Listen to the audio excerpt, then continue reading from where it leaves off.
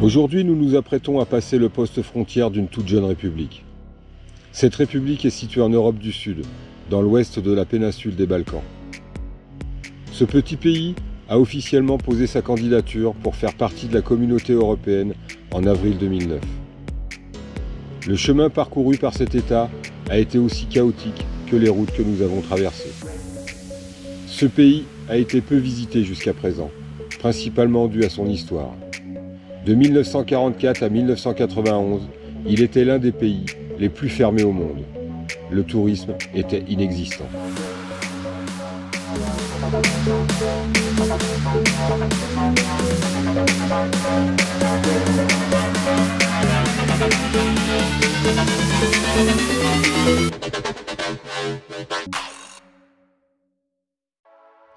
Après être passé par des petits villages, nous voici à Gjirokastër, petite bourgade d'un peu moins de 30 000 habitants. Un calme apaisant règne sur Gjirokastër. Heureux de croiser des Français, les restaurateurs sont accueillants. On se promène dans la rue principale, Joël remplit le compte Instagram, les échoppes sont colorées. Et il est évident qu'il fait bon vivre à Gjirokastër.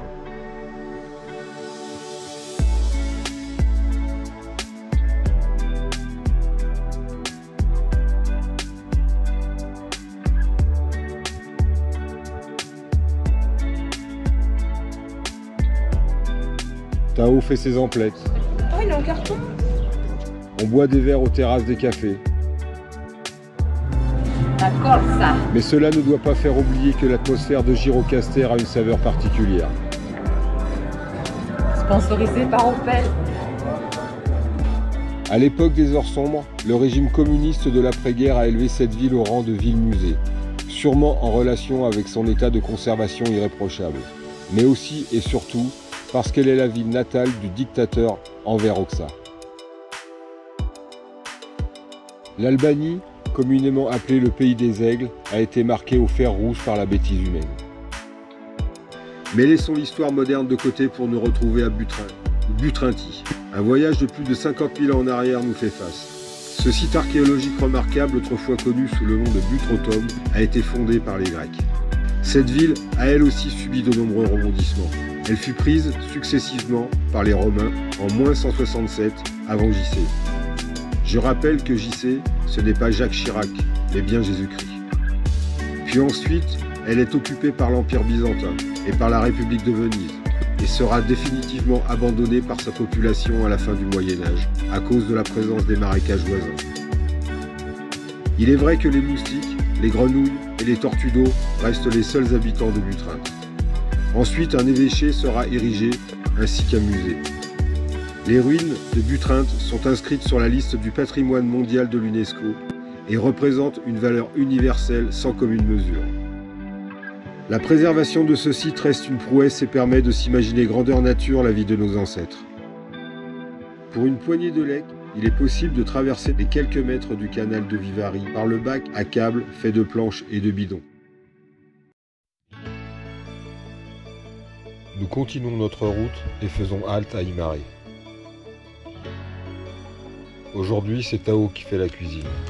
Au menu, poisson grillé au barbecue.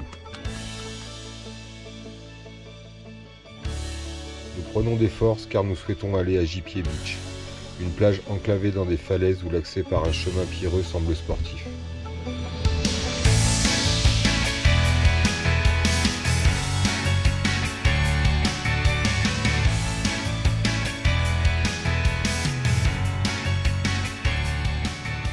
C'est au tour de Joël de subir les assauts de son fils. Bien sûr, je n'interfère pas dans leur joyeuse querelle et préfère garder de la hauteur.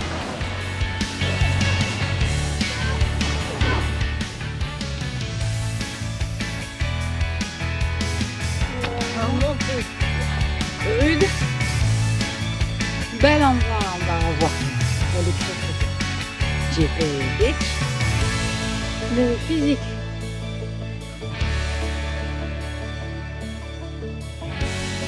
En cette fin de journée, on pose nos fesses et on contemple le spectacle que seule la nature nous donne.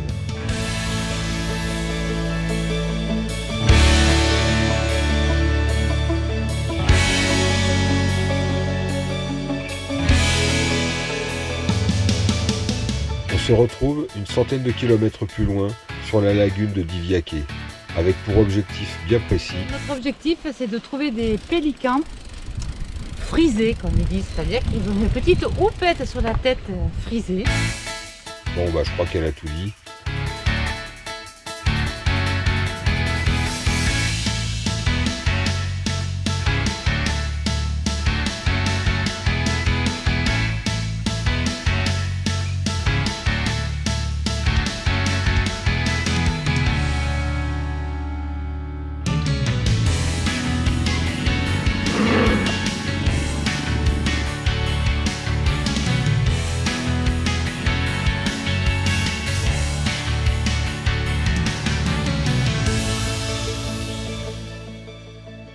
Après cette mission accomplie, nous repartons heureux, des images plein les yeux, direction Beira, la ville aux 1000 fenêtres.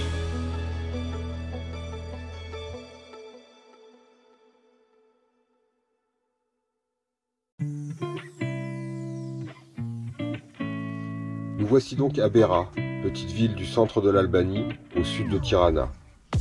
Pas besoin d'expliquer d'où elle tire son nom de ville aux 1000 fenêtres. Par contre, cette cité a deux particularités peu ordinaires. Beira est considérée comme la ville la plus ancienne d'Albanie, plus de 2500 ans d'existence, où elle passe aux mains des Bulgares, des Byzantins, des Napolitains, puis des Albanais et aussi des Ottomans.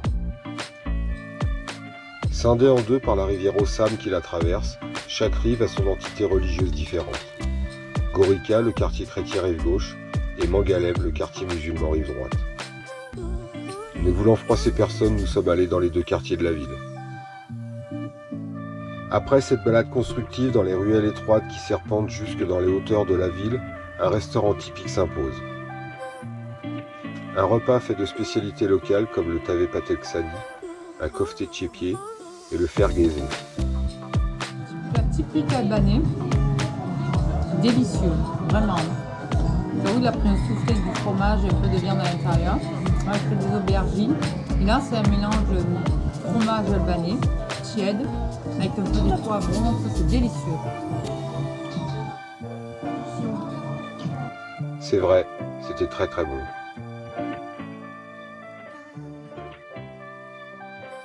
Il avait un damier, Ah bon? un jeu d'échecs. T'as pas vu? Non. Ah, avec ses dents, ça faisait un jeu d'échecs. Très méchant ce monstre. Très très méchant. Nous nous retrouvons à la place Skanderberg, qui doit son nom à la statue d'un héros du pays, est le centre névralgique de la ville de Tirana. Avec son architecture colorée, mêlant les époques ottomanes, soviétiques et fascistes, Tirana fait figure de ville hétéroclite. Les façades bigarrées, les monuments colorés, la musique entêtante dans les rues ont bien du mal à faire oublier aux visiteurs et aux habitants que le dictateur Enver Hoxha a élevé sa paranoïa à son comble. En marge d'une caserne militaire de Tirana, nous avons eu l'occasion d'entrer dans l'un des plus gros bunkers que le dictateur avait fait construire. Ces bunkers antinucléaires devaient protéger les responsables politiques et la police secrète d'un ennemi imaginaire qui n'est jamais venu. L'atmosphère est glauque. Un long tunnel nous emmène au tréfonds de l'horreur orchestrée par ce fou furieux. Sans concession, les autorités d'aujourd'hui étalent au grand jour les 50 ans de dictature subis par la nation albanaise. Enver Hoxha, pensant que l'Albanie serait attaquée de toutes parts, soit par les États-Unis, soit par l'Union soviétique, soit par la Chine, ou encore par l'OTAN, lança le programme de bunkérisation.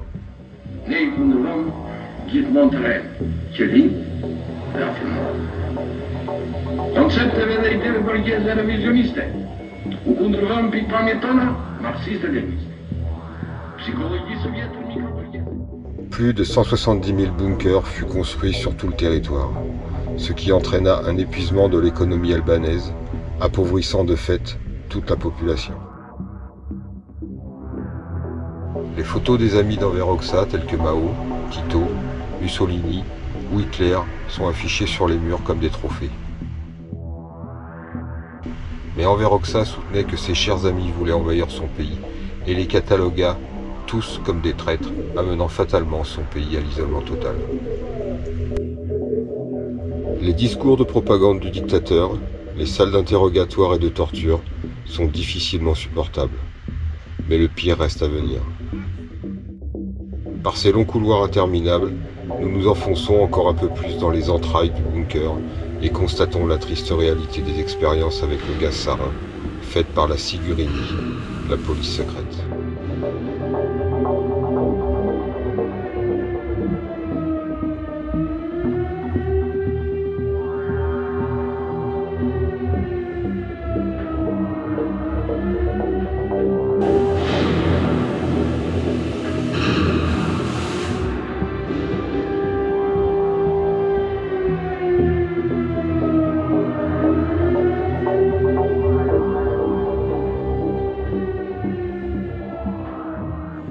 Il n'y avait pas que les animaux qui étaient des sujets d'expérimentation. L'humain a aussi payé un lourd tribut et a subi les tortures d'un autre âge, digne du régime hitlérien. Bien sûr, les opposants politiques n'avaient qu'à bien se tenir. Un discours trop critique, une allusion concernant le régime en place, tombait sous le coup de la loi que l'on appelait « dictature du prolétariat ». En un mot, une punition qui était l'exécution sans jugement. Officiellement, l'Albanie restera comme le dernier régime stalinien en Europe. Avec une adhésion sans concession au stalinisme, la dictature d'Enver Hoxha est considérée comme l'une des plus répressives et des plus sanglantes de l'histoire contemporaine européenne.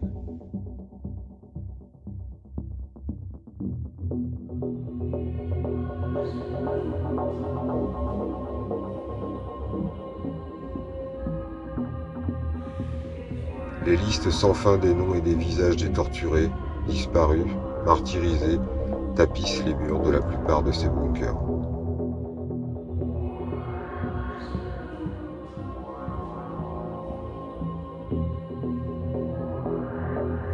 Nous revenons par ce même tunnel interminable avec un sentiment de dégoût et de honte.